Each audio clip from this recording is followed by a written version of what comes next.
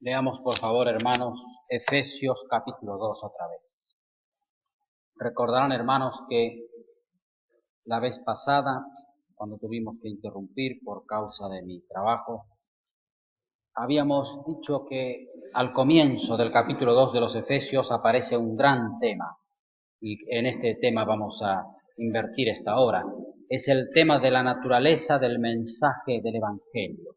Aquí podemos aprender cuál es la naturaleza del mensaje del Evangelio al mundo. Efesios 2, verso 4, por favor. Pero Dios, que es rico en misericordia, por su gran amor con que nos amó, aun estando nosotros muertos en pecados, nos dio vida juntamente con Cristo. Por gracia sois salvos. Y juntamente con Él nos resucitó, y asimismo nos hizo sentar en los lugares celestiales con Cristo Jesús, para mostrar en los siglos venideros las abundantes riquezas de su gracia en su bondad para con nosotros en Cristo Jesús. Porque por gracia sois salvos por medio de la fe, y esto no de vosotros, pues es don de Dios, no por obras, para que nadie se gloríe. Juan capítulo 15, por favor. Evangelio según Juan capítulo 15 y verso primero. Juan 15:1. Es el Señor quien habla aquí. Yo soy la vid verdadera, y mi Padre es el labrador. Todo pámpano que en mí no lleva fruto, lo quitará, y todo aquel que lleva fruto, lo limpiará, para que lleve más fruto. Ya vosotros estáis limpios por la palabra que os he hablado. Permaneced en mí, y yo en vosotros. Como el pámpano no puede llevar fruto por sí mismo, si no permanece en la vid, así tampoco vosotros, si no permanecéis en mí. Yo soy la vid, vosotros los pámpanos. El que permanece en mí y yo en él, éste lleva mucho fruto, porque separados de mí, nada podéis hacer. El que en mí no permanece será echado fuera como pámpano, y se secará, y los recogen y los echan en el fuego y arden. Si permanecéis en mí, y mis palabras permanecen en vosotros, pedid todo lo que queréis, y os será hecho. Mi primer pensamiento esta noche, hermanos, para seguir tratando este gran asunto de cuál es la naturaleza del Evangelio, lo expreso así. Está en la esencia del Evangelio revelar cómo Dios nos da vida. Dios nos ha dado vida por medio de nuestra maravillosa relación con Cristo. Digo que está en la esencia del Evangelio revelar cómo Dios nos da vida. Dios nos ha dado vida por medio de nuestra maravillosa relación con Cristo. El Evangelio encuentra al hombre o a la mujer como él quedó después del pecado. El hombre natural aparece en la Biblia como un hombre satisfecho en el pecado. Está destituido de la gloria de Dios. Está lejos de aquella sublime pureza que fue implantada en su alma como imagen de su gran Creador. El Evangelio encuentra al hombre así, destituido, lejos de Dios. Lo encuentra como él ha quedado después del pecado, destruido, hecho una ruina. ¿Qué hace Dios con un hombre pecador? ¿Qué puede hacer Dios con un hombre pecador? Este pasaje de la carta a los Efesios nos dice qué hace Dios. Dios a este hombre lo une a Cristo. Dios lo junta con Cristo, lo identifica con su Hijo. El pecador que confía en Cristo, si confía en el Señor, participa en lo que Cristo ha hecho por él. El pecador que confía en el Señor participa en lo que Cristo es ahora para Dios. Esto lo aprendemos, hermanos, allí en esa expresión donde Pablo dice que a los que estaban muertos en pecados, Dios les ha dado vida, dice, juntamente con Él. Y juntamente con Él, dice, nos ha resucitado. Y asimismo, juntamente con Él nos ha hecho sentar en lugares celestiales con Cristo. Siempre está la idea de la unión del hombre que cree, de la mujer que cree, con su Salvador. Más allá de otras cosas y por encima de muchas cosas, se puede decir que un cristiano es uno que ha sido hecho participante de la naturaleza divina. Esto es lo que revela Pedro, el apóstol, en su primera carta. De modo que se puede decir de mí y de usted, mi querido hermano, que hemos confiado en el Señor, se podría decir muchas cosas, buenas o malas, pero por encima de todo lo que se pudiera decir, sea esto bueno o malo, está escrito que nosotros hemos sido hechos participantes de la naturaleza divina. Este es un pensamiento sublime. No hubiera cabido en la cabeza de ninguno de nosotros, a menos que Dios lo hubiera revelado en su palabra santa. Notemos, hermanos, que este es uno de los grandes conceptos del Nuevo Testamento. La salvación es un acto de Dios por el cual el que cree es unido a Cristo. El cristiano, por su fe, está ahora vitalmente unido al Señor. Notemos además que esta es la única alternativa para el pecador. La posibilidad de que un muerto reciba vida. La posibilidad de que nosotros, los pecadores muertos, recibamos vida, se encuentra únicamente en la unión con Cristo. Esta participación que el cristiano tiene con el Señor supera todo otro lazo en la tierra. Sea que este lazo, este vínculo, sea de carácter nacional, institucional o familiar, toda otra asociación que tengamos o que hayamos tenido, por íntima que sea, ha de subordinarse a las consecuencias de nuestra participación con el Hijo de Dios. El hecho de la unión del creyente con Cristo no siempre es comprendido claramente. Mucha enseñanza del cristianismo actual tiende a dar la impresión de que esta unión del cristiano con el Señor es el privilegio de los místicos, o es la etapa final de los grandes santos. Y se agrega que todo esto tiene muy poco que ver con los cristianos comunes como nosotros. En alguna literatura que no tiene fundamento en la Biblia, se habla así entonces de la unión del cristiano con el Señor, de la unión con Dios, como una etapa lógico final de los grandes místicos, o aquella última etapa de los grandes santos, y se deja fuera de esta experiencia de la unión con el Señor, con Dios, a los cristianos comunes.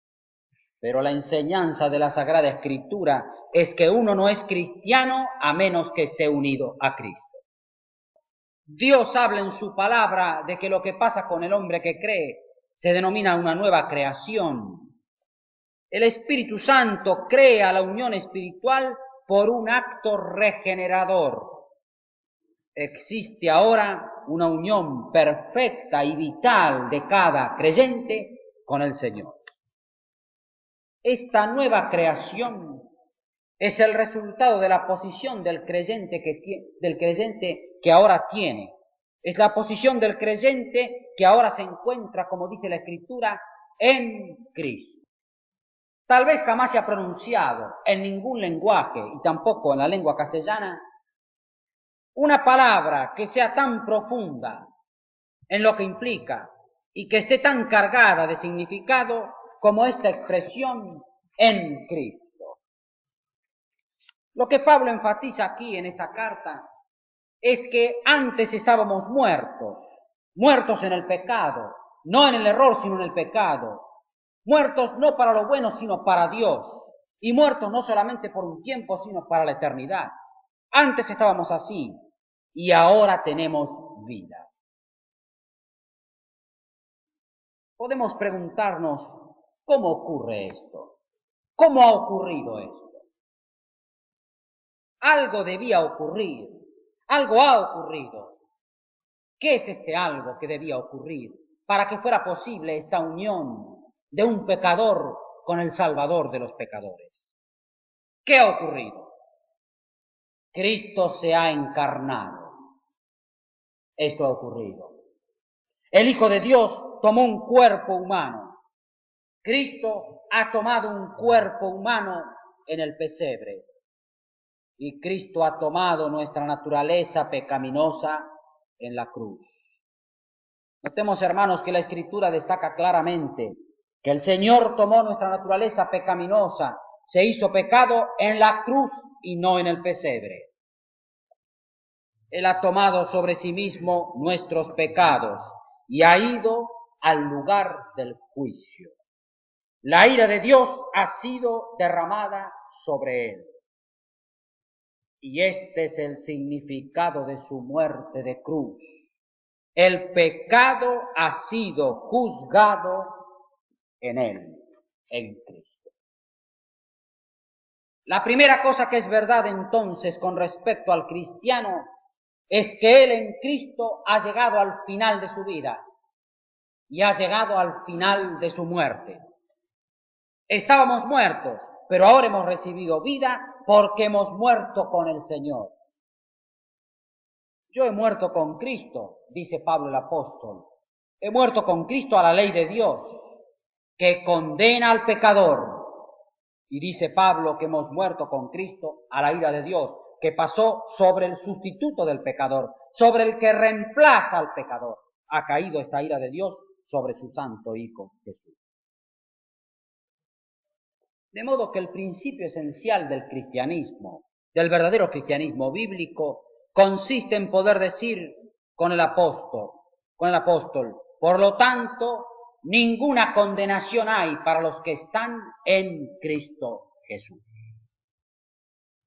El Evangelio es el mensaje de la revelación de la justicia de Dios, que salva al hombre haciéndole morir con Cristo.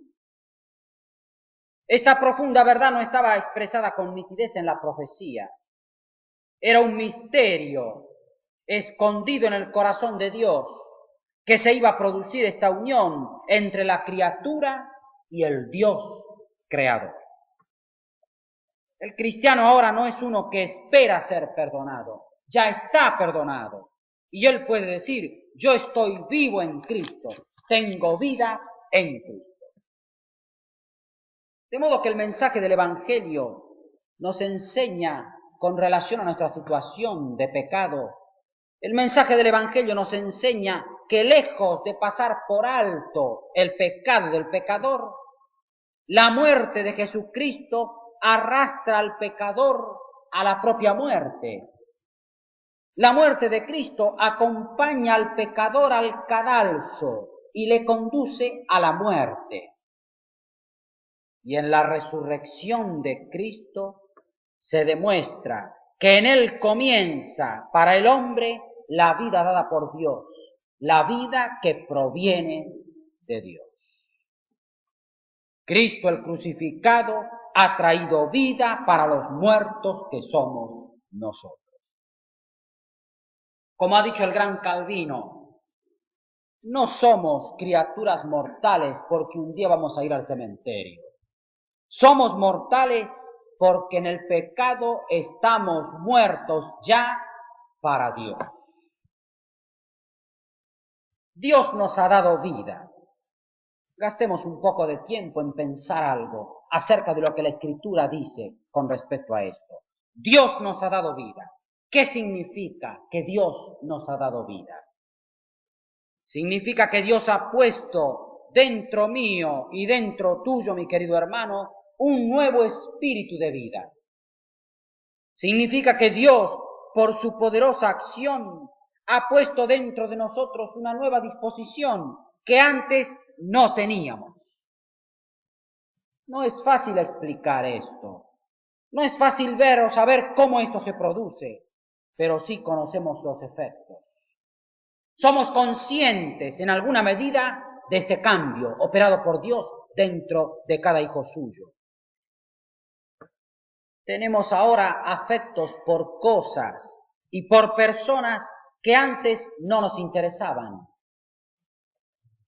Ahora nos interesan estas personas y estas cosas no tanto por la posición social que ocupan. No nos interesan muchas personas por el dinero que tienen o por la posición que ocupan en la sociedad. Nos interesan fundamentalmente porque ellas, como nosotros, están ahora unidas a Cristo. El cristiano llega a ser consciente de que ha pasado a ser poseído por Dios, en el sentido de que ha venido a él un principio de vida. Ha venido a él ahora una nueva disposición que le posee y que le domina. Segundo pensamiento. La posibilidad de que un creyente carnal pase a ser un hombre espiritual depende en gran medida de que se dé cuenta de lo que significa su relación con Cristo. Antes vimos en el primer pensamiento cómo Dios nos da vida. Ahora estamos en un segundo pensamiento. Estamos preguntándonos de qué depende que un creyente carnal como yo pase a ser un hombre espiritual. ¿De qué depende que una mujer carnal pase a ser una mujer espiritual? Y digo como segundo pensamiento que la posibilidad de que un creyente carnal pase a ser un hombre espiritual depende en gran medida de que se dé cuenta de lo que significa la relación que ahora tiene con Cristo. Seguramente, hermanos, somos más conscientes de esta relación que tenemos con el Señor, más en un culto de adoración que en el lugar de nuestro trabajo. Somos más conscientes de la relación que tenemos en el Señor, tal vez más cuando estamos orando que cuando estamos en la escuela o cuando estamos en la fábrica. Pero esta unión, esta relación con Cristo sigue existiendo cuando trabajamos. Esta unión con el Señor sigue existiendo cuando estamos enfermos. Sigue existiendo aún, hermanos, cuando estamos en la experiencia que algunos hemos conocido tristemente. Sigue existiendo aún cuando hayamos tenido años de apartamiento del Señor. Y seguirá existiendo en el momento más solemne de la vida, cuando tengamos que ser bajados al sepulcro. La nueva relación que el cristiano tiene con su Salvador en la Biblia se presenta de dos maneras. Esta nueva relación que tenemos con el Salvador se menciona en la Biblia como unión con Cristo y es también comunión con Él. Pero unión con Cristo es una cosa y comunión con Él es otra. ¿Qué es la unión con Cristo? La primera pregunta que nos tenemos que hacer esta noche. ¿Qué es la unión con Cristo? La unión con Cristo es el privilegio común de todos los que sienten sus pecados. La unión con el Señor es el privilegio no del hombre que encubre sus pecados, sino el del que los confiesa. La unión con Cristo es el privilegio común de todos los que sienten sus pecados, de los que porque sienten el pecado verdaderamente arrepentidos, vienen al Señor. ¿Qué pasa con estos? ¿Qué pasa con aquellos que sintiendo el pecado vienen al Salvador? Son aceptados en Cristo, son perdonados en Él, son justificados en Él. La unión con Cristo es la gran necesidad del pecador. La palabra de la cruz es un mensaje para pecadores. La palabra de la cruz es un mensaje para pecadores en quiebra. Esta es la unión con Cristo. Es el privilegio común de todo el que siente su pecado y porque lo siente, viene al Señor. ¿Y qué es la comunión con Él? No es tan fácil de definir esto. Permítanme decir algo. La comunión con Cristo es el paso siguiente. El hombre parte de la base de su unión con Cristo. Él ahora confía en el Señor y ahora le pregunta a Dios qué debe hacer con su vida. Este hombre o esta mujer quiere obedecer al Señor. Advierte que algo ha pasado en su ser y se da cuenta de que ahora él ha entrado en unión con el Salvador. Tal vez no es consciente de todo lo que ha ocurrido, pero algo ha ocurrido. Este algo es que ahora él está unido para siempre al Señor. El creyente que obedece a Dios recibe vitalidad espiritual. Él ya tiene vida espiritual porque está unido al Señor, pero ahora comienza a recibir una afluencia espiritual que antes no tenía. La comunión con el Señor significa además cultivar el hábito de buscar la presencia de Dios. La comunión significa un ejercicio de corazón que conduce a experimentar en la práctica las consecuencias de la unión con Cristo. Notemos, hermanos, que la unión que el creyente tiene con su Señor es indestructible. Está asegurada por la palabra de Cristo, que dice allí en el Evangelio según Juan, en el capítulo 10, que las ovejas le pertenecen a Él para siempre. Mi Padre que me las dio mayor que todos es. Nadie las puede arrebatar de la mano de mi Padre. Está asegurada por la palabra apostólica. ¿Quién condenará a los escogidos de Dios? Cristo es el que justifica. Dios es el que justifica. Si aquella palabra apostólica, allí en Romanos en el capítulo 8, no deja ninguna duda. Nada, ni lo presente ni lo porvenir, ni lo alto ni lo bajo, nada aquí en la tierra, nada en la vida, nada en la muerte, nos podrá separar jamás del amor de Dios en Cristo Jesús. Qué palabra grande, qué palabra hermosa. Nada en la muerte y nada aquí en la vida, nada que surja de mí, nada que surja de usted, mi querido hermano, nos podrá apartar del amor de Dios que es en Cristo Jesús, Señor nuestro. La unión del cristiano con el Señor es indestructible. Está asegurada por la palabra de Dios y nada ni nadie nos podrá perder. Pero la comunión con el Señor puede ser interrumpida. Espero no ser malentendido. La comunión con el Señor puede ser interrumpida. La unión nunca puede ser quebrantada.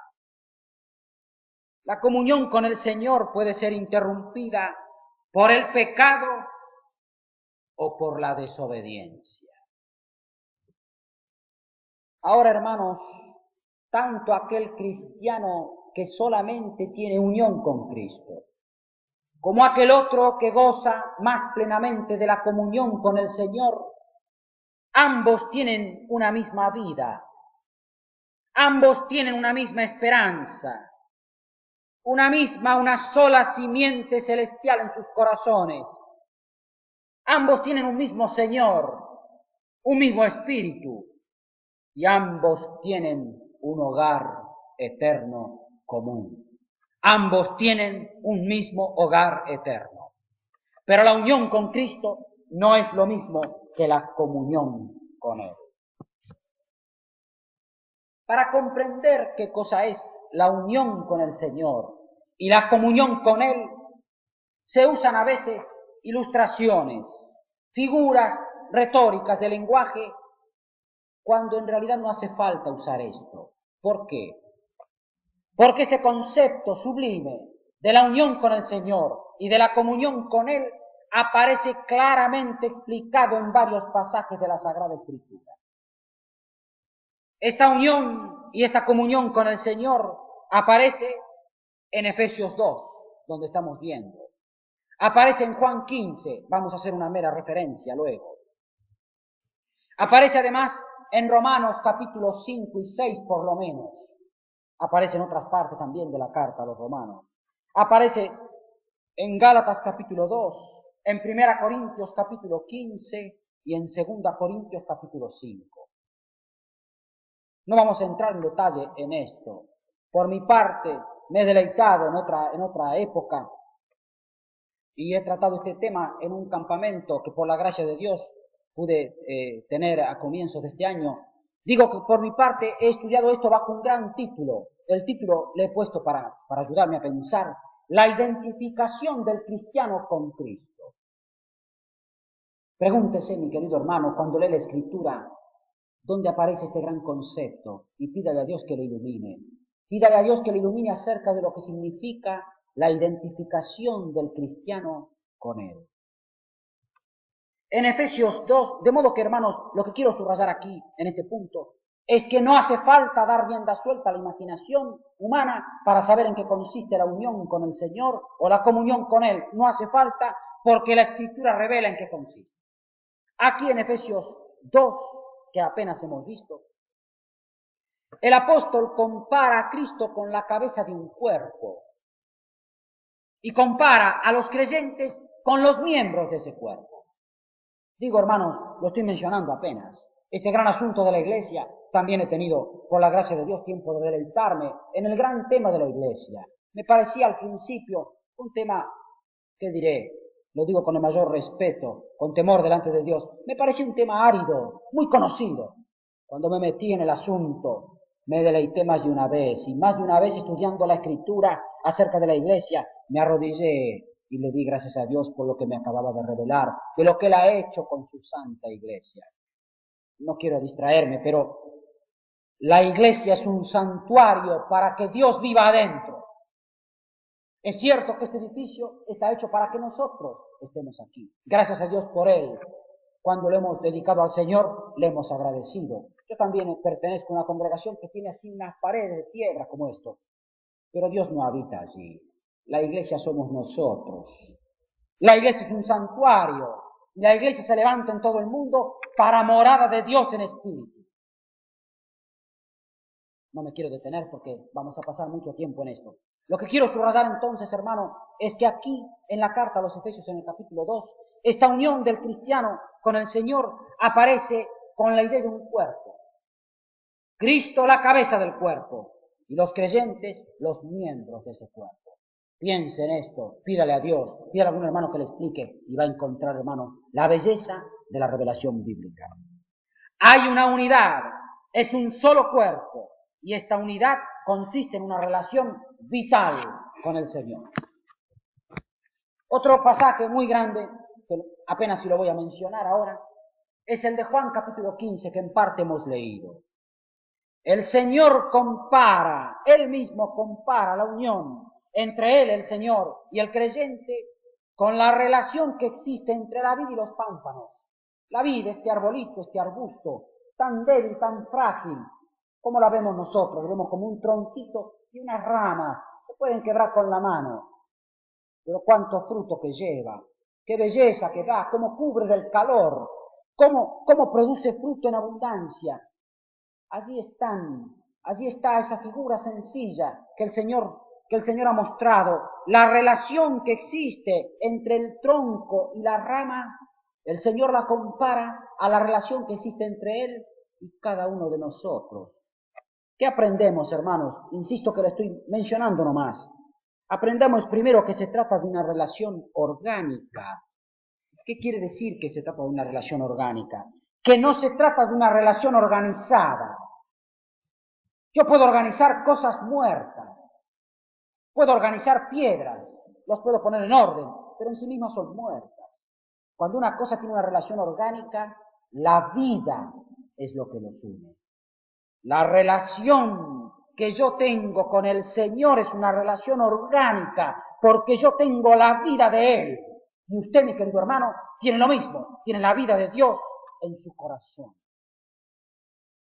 No es una relación formal, no es una relación nominal. No comienza el día que me inscriben en el registro de la iglesia. No comienza el día en que me bautizaron cuando era niño. Yo fui bautizado en la Basílica de Luján. mis padres me llevaron allí. Allí ese día, aquello fue una cosa ceremonial. Mi relación con Cristo no empezó aquel día. Mi relación con el Señor comenzó aquel día en que vine, como todo hombre tiene que venir, como un pecador. Se trata además de una relación de dependencia. ¿Qué quiere decir esto? Miremos al arbolito otra vez. La ramita no tiene vida en sí misma, pero recibe la savia que viene del tronco, de la vid. El pámpano tiene la vida del tronco principal, pero no tiene vida independiente en sí mismo. Usted, mi hermano, y yo no tenemos vida por nosotros mismos, pero tenemos la vida que recibimos del Señor. Esta es una relación entonces de dependencia. Esta es la segunda cosa. ¿Y qué más enseña ese gran capítulo 15 de Juan? Primero enseña que es una relación orgánica, es una relación vital. Segundo, que es una relación de dependencia. Y tercero, que es una relación con propósito. El objetivo de la figura que el Señor usa allí es demostrar la posibilidad que usted tiene de llevar fruto, fruto para Dios. Lo que Dios llama fruto no es lo que el hombre llama fruto en su juicio superficial. Lo que la Biblia llama fruto, mi querido hermano, es una vida santa. ¿Qué es una vida santa? Es una vida separada para Dios. Eso es santo. Ha sido separado para Dios. La vida que usted tiene es una vida así. Es una vida santa. Mi querido hermano, qué precioso que es pensar en esto, ¿verdad? Que de hombres inútiles como nosotros y de mujeres inútiles como nosotros, Dios tiene un propósito. La relación que tiene usted con el Señor es una relación con propósito. Es la capacidad, la posibilidad de llevar fruto. Fruto para Dios, para el dueño de la viña. El pensamiento entonces de permanecer en Cristo, que es el pensamiento que el Señor menciona allí en Juan 15:7. Si permanecéis en mí y mis palabras permanecen en vosotros, pedid todo lo que queréis y os será hecho. Alguna vez hablaremos en detalle de esto. Pero mi querido hermano, el pensamiento de permanecer en Cristo, el pensamiento de morar en Cristo, que es otra traducción posible, no sugiere la idea de permanecer en la condición de salvo.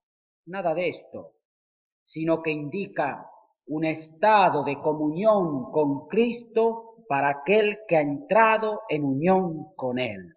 Significa vivir en unión con Cristo en la vida práctica. Tercer pensamiento. La comunión con Cristo no es un privilegio para unos pocos, aunque son pocos los que la viven. Aquí llegamos a un pensamiento solemne. La comunión con Cristo no es un privilegio destinado por Dios para unos pocos. Nada de esto. Aunque son pocos los que la viven.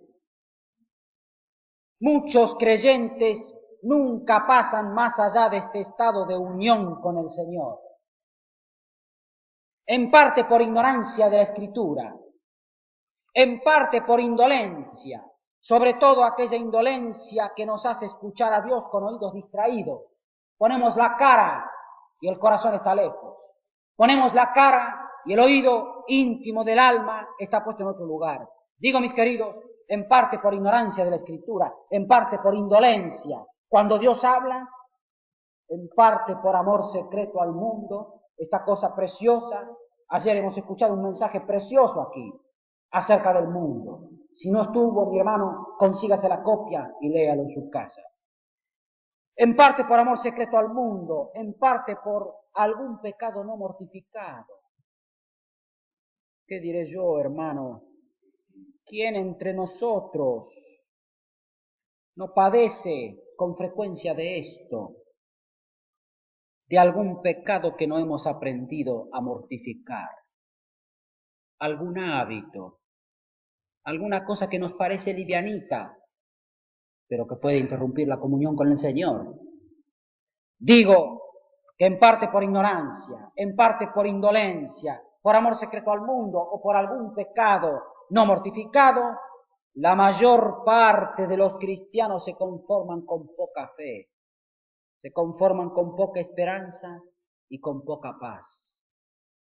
Y seguramente nos conformamos con una pequeña medida de santidad personal.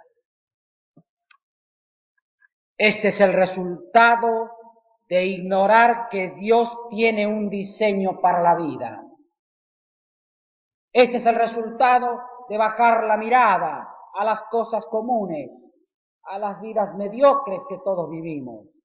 Es el resultado de ignorar que Dios tiene para cada vida un diseño. Este es el resultado de tener en poco las grandes doctrinas de la fe cristiana. La mayor parte de nosotros, los cristianos, nos contentamos con los rudimentos de algunas doctrinas. Y algunos parecen haberse resignado a pasar gruñendo, dudando y quejándose gran parte de su camino al cielo. La vida para un creyente no termina allí donde la calle Corrientes termina, donde está el cementerio. La vida para un cristiano es un camino hacia Dios. Piense, hermano, a mí me gusta pensar en este gran pensamiento, en esta gran idea, que la vida es un camino hacia Dios. Al final del camino está el Señor, al comienzo del camino está el Señor y en el medio también está Él.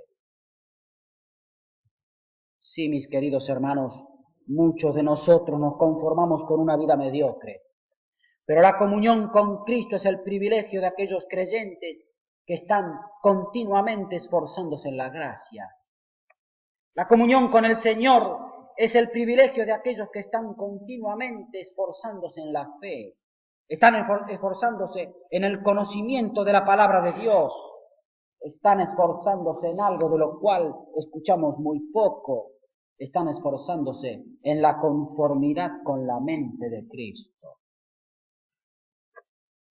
Es el privilegio de los que no miran a lo que queda atrás, ni piensan que ya lo han alcanzado todo, sino que como Pablo prosiguen al blanco, al premio de la soberana vocación de Dios en Cristo Jesús. Notemos, hermanos, que la comunión con Cristo no otorga a ningún creyente una mejor posición que la que tiene otro creyente. La posición del cristiano es inmejorable, no se puede mejorar.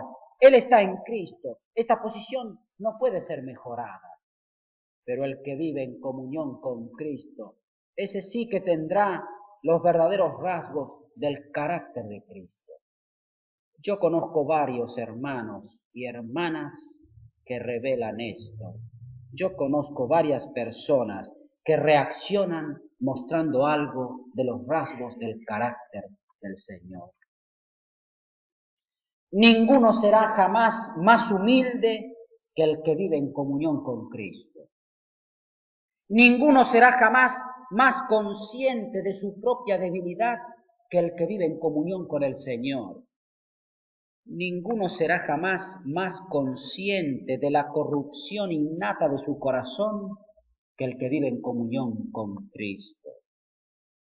Si no se advierten estos frutos y en cambio desarrollamos un carácter altivo, si nos ponemos por encima de la experiencia de los cristianos comunes, si no entendemos los problemas de la gente y de nuestros hermanos, si nos sentimos libres de corrupción interior, esto es prueba segura de que entendemos muy poco de qué cosa es la comunión con Cristo. El gran secreto que necesitamos aprender esta noche, hermanos, es estar continuamente viviendo la vida de fe. Es estar yendo a Dios a cada hora para recibir de Dios lo que cada hora requiere. En la presencia de Dios se aprenden muchas cosas que no se pueden aprender en otro lado. En la presencia de Dios se aprende a fijar prioridades entre muchas opciones, se aprende a elegir entre muchas cosas buenas una o dos cosas.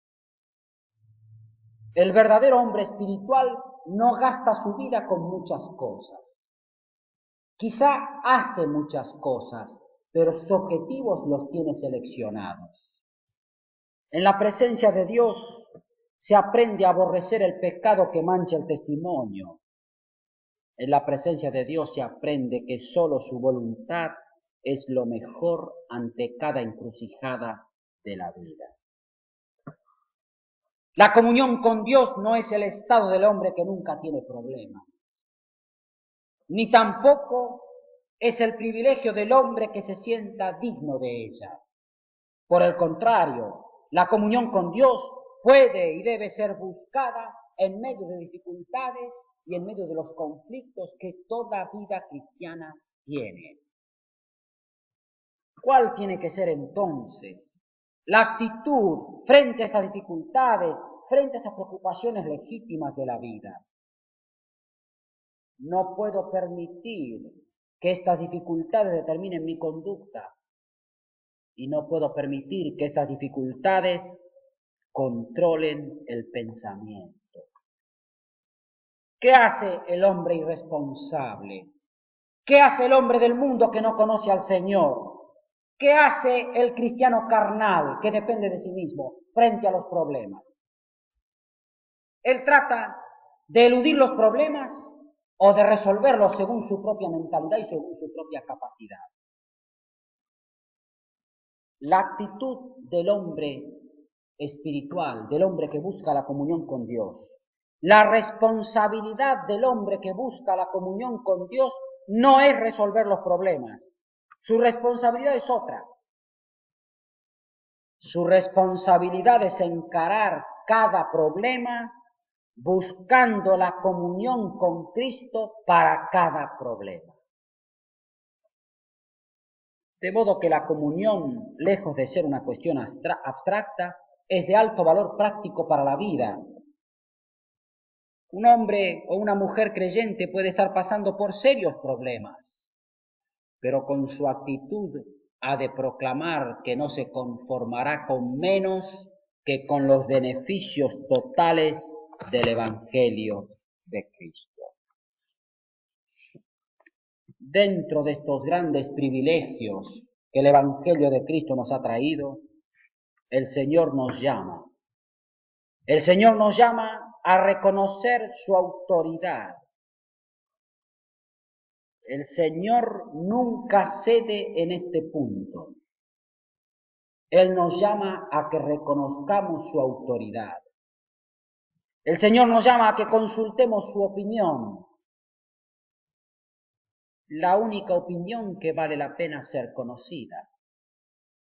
El Señor nos llama a obedecer su palabra. Nos llama a otra cosa. Nos llama a invocarlo en nuestras angustias. Y nos llama como a los apóstoles para que estemos con Él. ¿Qué es entonces la comunión?